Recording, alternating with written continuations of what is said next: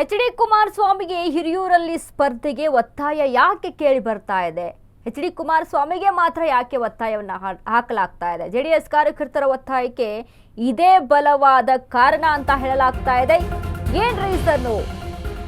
H D. ಕುಮಾರಸ್ವಾಮಿಗೆ ಹಿರಿಯೂರಲ್ಲಿ ಸ್ಪರ್ಧೆಗೆ ಒತ್ತಾಯ ಯಾಕೆ?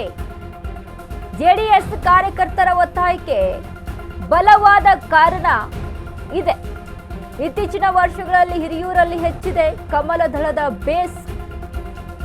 2 ಅಸೆಂಬ್ಲಿ ಚುನಾವಣೆ ಫಲಿತಾಂಶ ಅವಲೋಕಿಸಿದ್ರೆ ಇದು ನಿಕ್ಕಿ. ಇಲ್ಲಿ ಕಮಲ ದಳ ಒಗ್ಗೂಡಿ ಸ್ಪರ್ಧೆ ಮಾಡಿದ್ರೆ ಗೆಲ್ಲುವ ಸಾಧ್ಯತೆ ಅಧಿಕವಾಗಿದೆ. ಹೀಗಾಗಿಯೇ ದಳಪತಿ ಕುಮಾರಸ್ವಾಮಿ ಸ್ಪರ್ಧೆಗೆ ಹೆಚ್ಚಿದ ಒತ್ತಡ.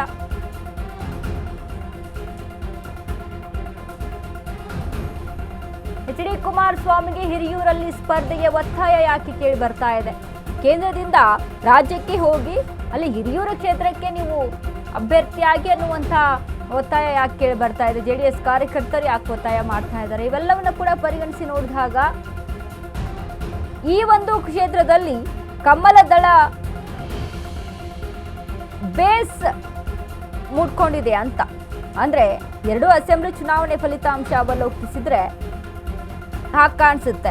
ಇಲ್ಲಿ ಕಮಲ ದಳ ಒಗ್ಗೂಡಿ ಸ್ಪರ್ಧೆ ಮಾಡಿದ್ರೆ ಗೆಲ್ಲುವ ಸಾಧ್ಯತೆ ಅಧಿಕವಾಗಿರುವಂಥದ್ದು. ಸೊ ಹಾಗಾಗಿ ಮೈತ್ರಿ ಇಲ್ಲಿ ವರ್ಕೌಟ್ ಆಗುತ್ತೆ ಹಿರಿಯೂರು ಕ್ಷೇತ್ರದಲ್ಲಿ ಅನ್ನುವಂಥ ನಿಟ್ಟಿನಲ್ಲಿ. ಯಾಕಂದ್ರೆ ಹಿರಿಯೂರು ಕ್ಷೇತ್ರದಲ್ಲಿ ಹೆಚ್ಚಾಗಿ ಒಕ್ಕಲಿಗರು ಇರುವಂಥದ್ದು. ಇವೆಲ್ಲವನ್ನ ಕೂಡ ಪರಿಗಣಿಸಿಕೊಂಡು ನೋಡಿದಾಗ ಹಾಗಾಗಿ ಈ ಕ್ಷೇತ್ರಕ್ಕೆ ಫಿಟ್ ಆಗಿರುವಂತಹ ಅಭ್ಯರ್ಥಿ ಯಾರು ಅಂತ ಗಮನಿಸಿ ನೋಡಿದಾಗ ಎಚ್.ಡಿ. ಕುಮಾರಸ್ವಾಮಿ. ಈಗ ಹೇಗಿದ್ರು ಕೂಡ ಡಿ.ಕೆ.ಶಿಗೆ ಟಕ್ಕರ್ ಕೊಡೋಕೆ ಇರಲೇಬೇಕು, ಡಿ.ಕೆ. ಶಿವಕುಮಾರ್ಗೆ ಮನಿಸೋಕೆ ಇರಲೇಬೇಕು. ಹಾಗಾಗಿ ರಾಜ್ಯಕ್ಕೆ ಯಾವ ಒಂದು ಸೀಟ್ನ ಮೇಲೆ, ಯಾವ ಒಂದು ಸ್ಥಾನಮಾನದ ಮೇಲೆ ರಾಜ್ಯಕ್ಕೆ ಎಂಟ್ರಿ ಕೊಡಬೇಕು ಅಂತ ನೋಡಿದ್ರೆ ಹಿರಿಯೂರು ಕ್ಷೇತ್ರಕ್ಕೆ ಅಭ್ಯರ್ಥಿಯಾಗಿ ಗೆಲ್ಲುವಂತ ನಿಟ್ಟಿನಲ್ಲಿ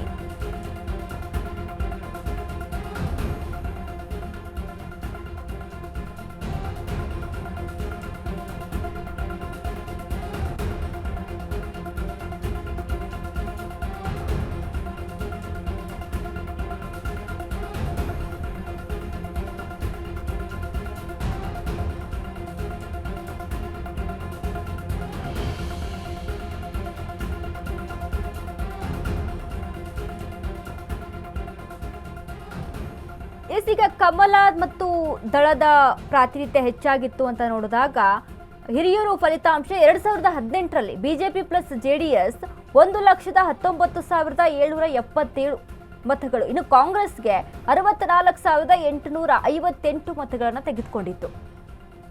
ಎಷ್ಟರ ಮಟ್ಟಿಗೆ ವ್ಯತ್ಯಾಸ ಇದೆ ನೋಡ್ತಾ ಇದ್ದೀವಿ ನಾವು. 1,19,777 ಒಂದ್ ಕಡೆ ಬಿಜೆಪಿ ಮತ್ತು ಜೆಡಿಎಸ್ ಆದ್ರೆ 64,858 ದೊಡ್ಡ ಮಟ್ಟದ ವ್ಯತ್ಯಾಸವನ್ನ ಗಮನಿಸ್ತಾ ಇದ್ದೀವಿ.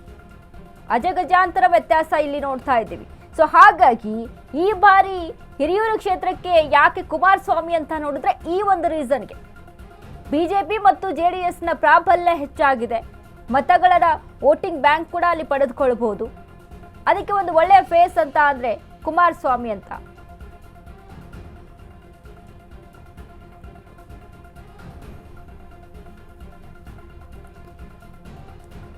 ನಾವು ನೋಡಿದೀವಿ ಸಾಕಷ್ಟು ವಿಧಾನಸಭಾ ಕ್ಷೇತ್ರಗಳಲ್ಲಿ ಎಷ್ಟೆಷ್ಟು ವ್ಯತ್ಯಾಸದ ಮೇರೆಗೆ ಆಯ್ಕೆಯಾಗಿ ಬಂದಿರ್ತಾರೆ ಅಂತ. ಬಟ್ ಇಲ್ಲಿ ಒಟ್ಟಾರೆಯಾಗಿ 54,000 ವ್ಯತ್ಯಾಸ ಇರುವಂಥದ್ದು ಮೈತ್ರಿಗೂ ಮತ್ತು ಕಾಂಗ್ರೆಸ್ಗೂ, ಬಿಜೆಪಿ ಪ್ಲಸ್ ಜೆಡಿಎಸ್ಗೂ ಮತ್ತು ಕಾಂಗ್ರೆಸ್ ನಡುವೆ ಇರುವಂತಹ ಮತಗಳ ವ್ಯತ್ಯಾಸ 54,000 ಇದೆ. ಇನ್ನು 2023ರ ಫಲಿತಾಂಶ ಬಿಜೆಪಿ ಪ್ಲಸ್ ಜೆಡಿಎಸ್ 1,414 ಇದ್ರೆ ಬಿಜೆಪಿ ಮತ್ತು ಜೆಡಿಎಸ್ಗೆ. ಇನ್ನು ಕಾಂಗ್ರೆಸ್ 92,050. ಇಲ್ಲಿ ಡಿಫರೆನ್ಸ್ ಇದೆ. ಕಾಂಗ್ರೆಸ್ 2023ರಲ್ಲಿ ಸ್ವಲ್ಪ ಮಟ್ಟಿಗೆ ಹೆಚ್ಚಾಗಿದೆ, ಬಟ್ ಡಿಫರೆನ್ಸ್ ಇದೆ ತುಂಬಾ. ಇಲ್ಲೂ ಕೂಡ ಹೆಚ್ಚಿನ ಮಟ್ಟಿನ ವ್ಯತ್ಯಾಸವನ್ನ ನೋಡಬಹುದು. ಹೀಗಾಗಿ ಹಿರಿಯೂರು ಕ್ಷೇತ್ರಕ್ಕೆ ನಾವು ಯಾಕೆ ಕುಮಾರಸ್ವಾಮಿಯ ಆಯ್ಕೆ ಅಂತ ನೋಡಿದಾಗ ಇಷ್ಟರ ಮಟ್ಟಿಗೆ ಪ್ರಾಬಲ್ಯ ಇರುವಂತಹ ಕ್ಷೇತ್ರ ಹಿರಿಯೂರನ್ನ ಗೆಲ್ಲಿಸ್ಕೊಂಡು ಬರಬೇಕು.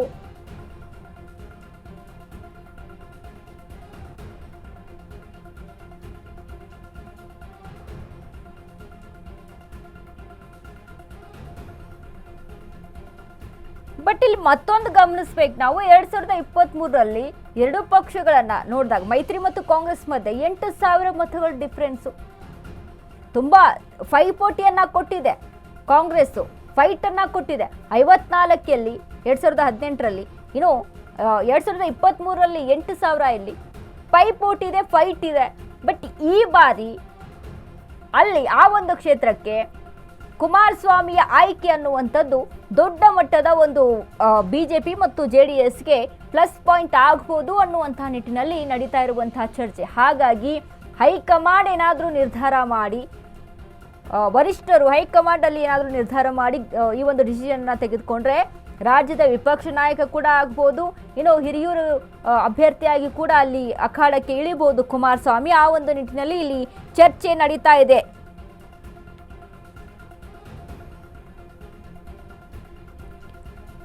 ಹಿರಿಯೂರು ರಾಜಕೀಯ ಇತಿಹಾಸ.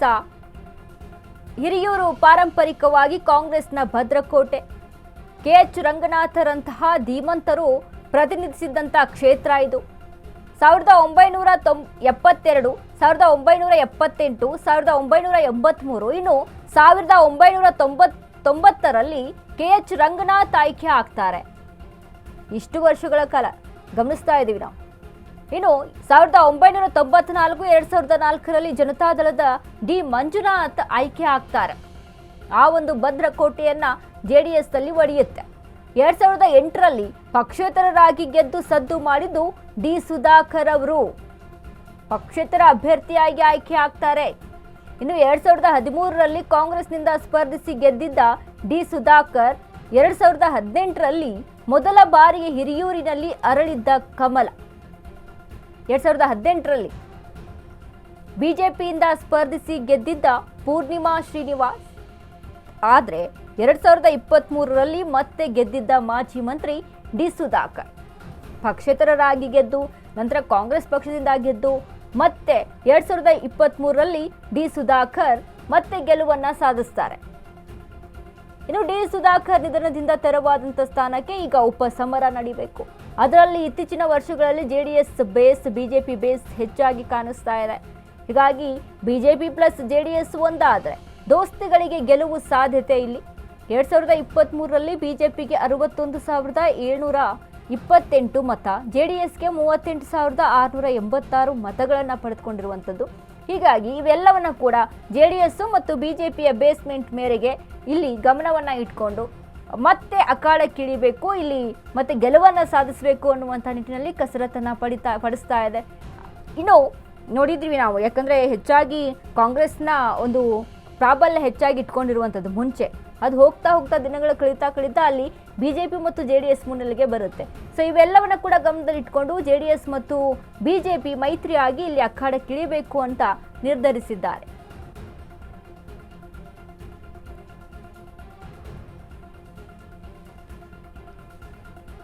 ಪ್ರಾಬಲ್ಯ ಎಷ್ಟಿದೆ ಅಂತ ನೋಡಿದ್ವಿ. ಈ KH ರಂಗನಾಥ್ ಆಯ್ಕೆ ಆದಂಥದ್ದು ಹಿರಿಯೂರು ಪಾರಂಪರಿಕವಾಗಿ ಕಾಂಗ್ರೆಸ್ ಭದ್ರಕೋಟೆ ಇರುವಂಥದ್ದು. ಅಂದರೆ 1972, 1978, 1983,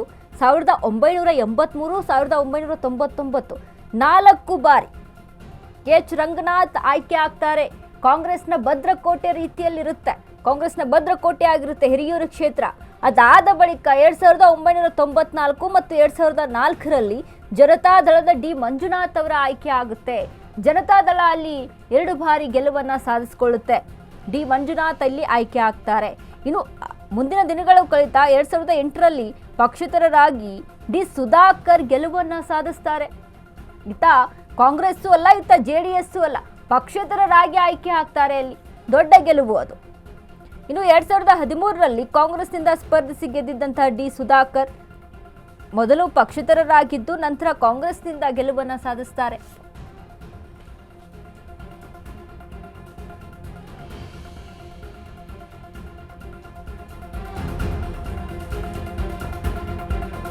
ನಾನು ಕರ್ನಾಟಕದಲ್ಲಿ ರಾಜಕೀಯ ಮಾಡಿದ್ರೆ ಮಾತ್ರ 2028ಕ್ಕೆ NDA ಸರ್ಕಾರ.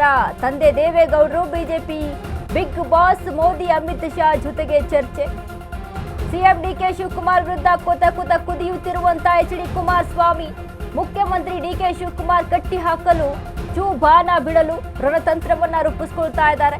HDK ಹಿರಿಯೂರಲ್ಲಿ ನಿಲ್ತಾರಾ, ಪ್ರತಿಪಕ್ಷ ನಾಯಕ ಆಗ್ತಾರಾ ಅಂತ ಕುತೂಹಲ ಇದೆ, ಕ್ಯೂರಿಯಾಸಿಟಿ ಇದೆ.